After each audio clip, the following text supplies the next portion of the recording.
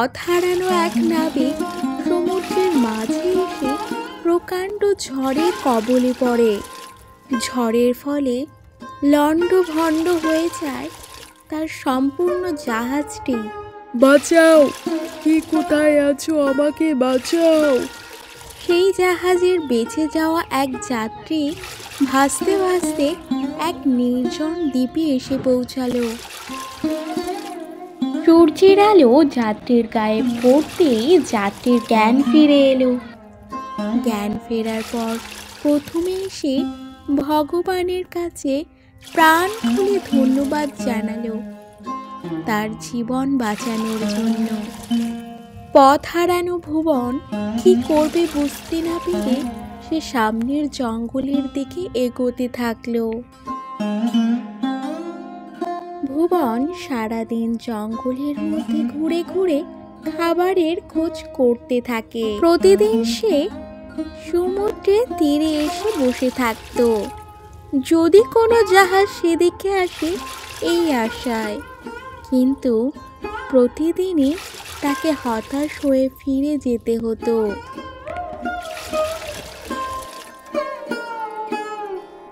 এরই মধ্যে জঙ্গল থেকে কাঠ কেটে সমুদ্রের তীরে সে একটা তার জন্য ছোট্ট ঘর তৈরি করলো।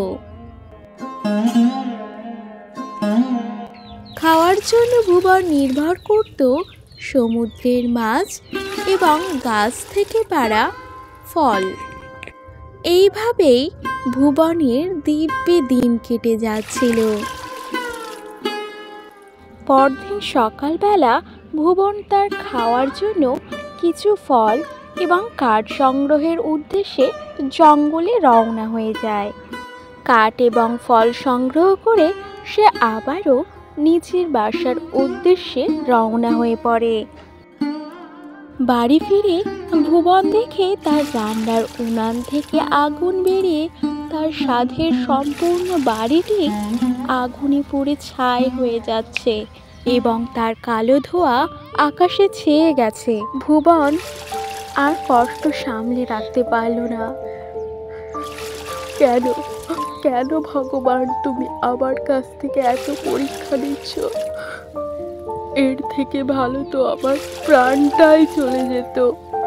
ভুবন বাড়িটি সম্পূর্ণরূপে জ্বলে যাওয়ায় প্রচণ্ড কষ্ট পায়। পরদিন সকালে ভুবনের জ্ঞান ফিরলে ভুবন দেখতে পায় সে একটি জাহাজের। এ কি, আমি এখানে কি করে এলাম? আর তুমি কি করে জানলে যে আমি এই দ্বীপে আটকে পড়েছি? তখন নাবিক উত্তর দিল, ওই কালো ধোঁয়ার সংকেত দেখে।